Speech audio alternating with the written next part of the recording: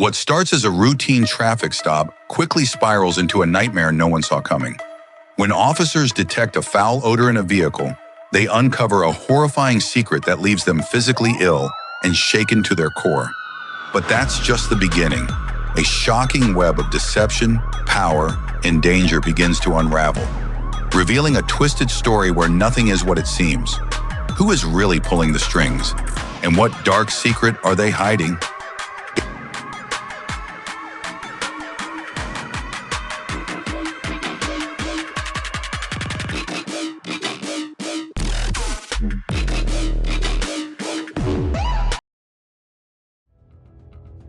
It was a typical evening in Essex, Maryland, a quiet suburb just outside of Baltimore, where the streets were usually calm, and the most excitement came from the occasional traffic stop. Officer James Harris had been patrolling the area that night like any other, checking for speeders and making sure things remained peaceful. But what he didn't know was that this particular stop at 11 p.m. on July 28, 2018, would turn into a nightmare that would haunt him and his colleagues for years to come. Officer Harris's routine began like any other. A car was speeding down the road, its headlights cutting through the night.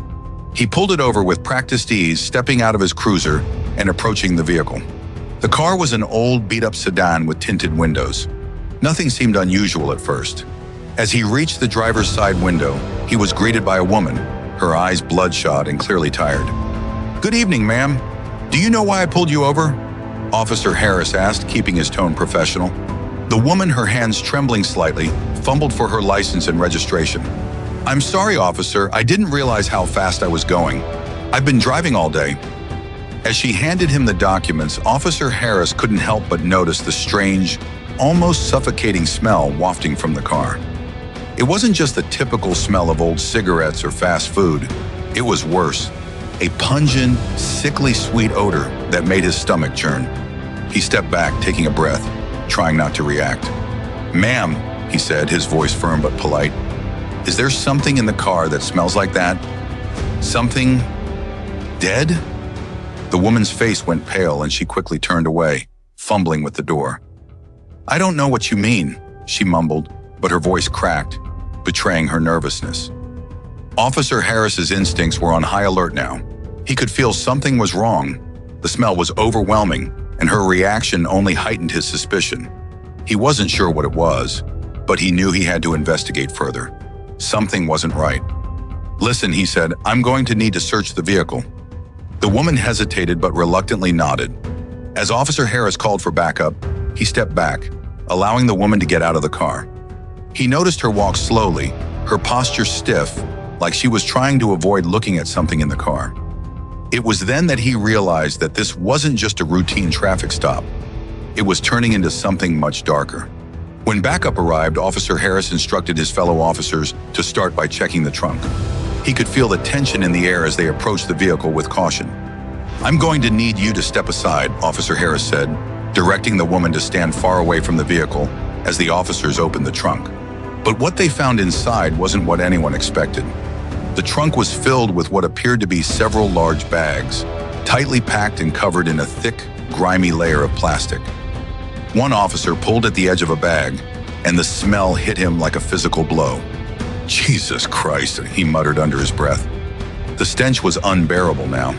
It was a mixture of rot, decay, and something so foul that it made the officers' stomachs turn. "Ma'am, what's in these bags?"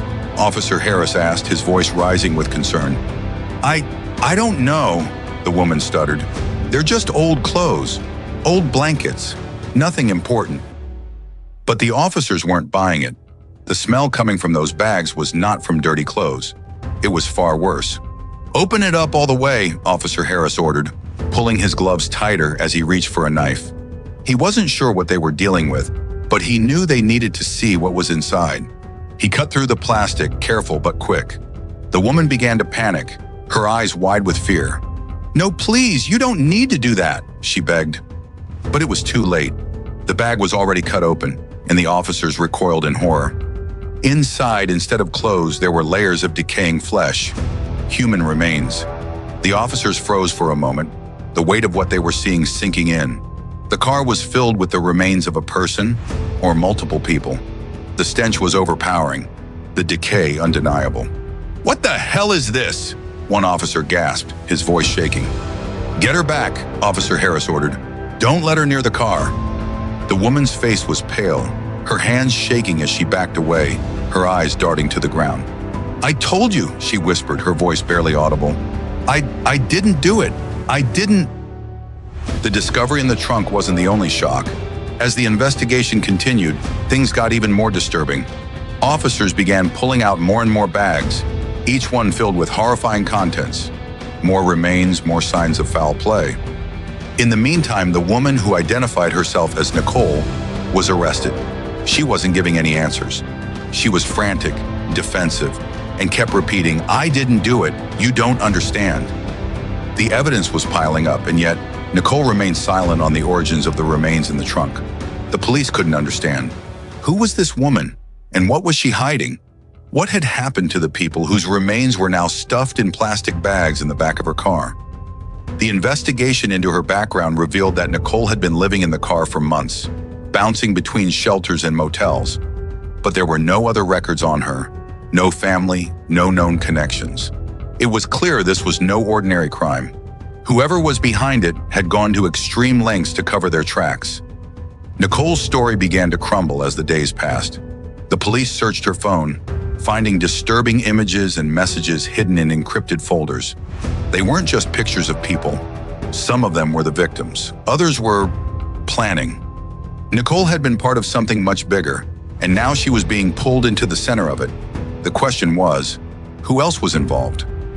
As the officers continued their investigation, Nicole's past slowly began to unravel, revealing connections to a much darker, more sinister group. What had she been involved in? Was she just an unwilling accomplice? Or had she been playing a role in this gruesome mystery all along? The air in the interrogation room was thick with tension. Nicole sat across from Detective Harris, her hands trembling in her lap. She had been silent for hours, barely responding to the questions, her face pale with fear. But the truth was slowly, painfully unraveling.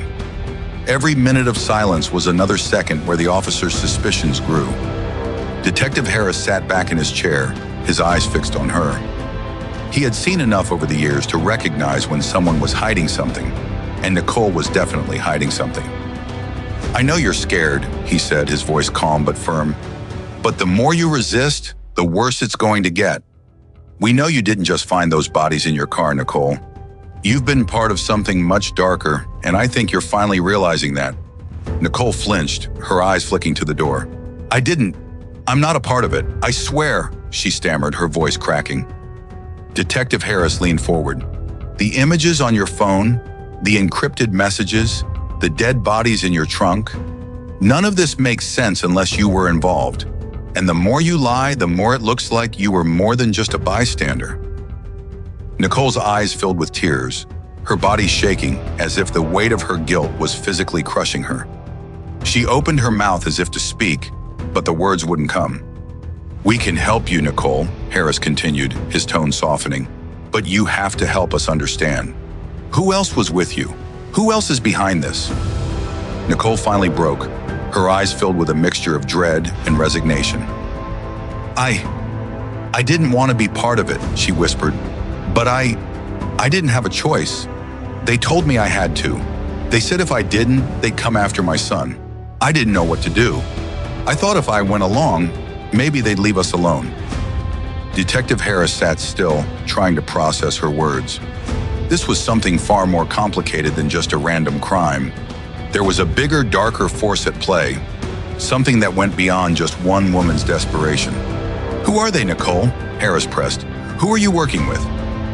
Nicole's eyes darted around the room as if the walls themselves were closing in on her. She whispered, barely audible, "The Order. They promised me safety. But it's never enough. It's never enough." "The Order?" Harris repeated, his voice low. "What are you talking about?" Nicole shook her head, looking as though she might collapse. "I can't say. I can't.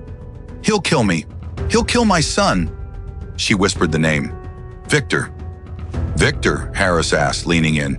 "Who's Victor?" But Nicole's lips were sealed once again. She had already said too much. The fear in her eyes was unmistakable. Suddenly, the door to the room opened, and Officer Daniels stepped in. "Detective, we've got something. You need to see this." Harris stood up immediately, his heart pounding. The discovery was coming faster than he had expected. Could it be that they were finally about to uncover the real story behind the bodies in the car? Or was this just another piece of the puzzle? As they made their way to the evidence room, Harris's mind raced. He couldn't shake the image of Nicole's terrified face, nor the word Victor that still echoed in his ears. The evidence room was dimly lit, the fluorescent lights flickering overhead. Harris stood before the table where several boxes of materials were laid out. Officer Daniels handed him a folder, and Harris flipped it open, his eyes scanning the contents. Inside was a series of photographs, some of which were blurry but still chilling. They were taken from a hidden camera, images of Nicole in different locations, talking to someone. But it wasn't just any random conversation. She was talking to a man whose face was blurred, but his presence radiated power. And in the corner of one photograph, something caught Harris's attention. A symbol, a dark, intricate design that seemed familiar, but was too obscure to place. He turned to Officer Daniels. "What's this symbol?" Daniels frowned, looking closely at the image. "I've seen that before. It's part of a cult, something underground, tied to powerful people. I didn't think it was real." Harris felt a chill run down his spine. How was she connected to them? "We've traced her connections to this group. Nicole's involvement wasn't voluntary at first," Daniels explained, a note of unease in his voice. "But over time, she became more deeply embedded. This group, this order, is dangerous. They have access to resources and connections that we don't even begin to understand." "Who else is involved?" Harris asked, feeling the weight of the situation settling over him. "We've been digging," Daniels replied. "There's one name that keeps coming up, Victor Thorne. We're still working on his background, but the pieces are starting to align." "Victor Thorne," Harris repeated. "Is he the one behind all of this?" "I think so," Daniel said grimly. "And I think Nicole wasn't the only one caught in his web. There's something bigger happening here, Detective. Something much more twisted than we imagined." The air in the room seemed to grow heavier. Every new discovery felt like it was leading them closer to something more sinister, something far more complex than they could have ever anticipated. As they continued to sift through the evidence, Harris's mind kept returning to one question. Was Nicole just another pawn in a much larger game?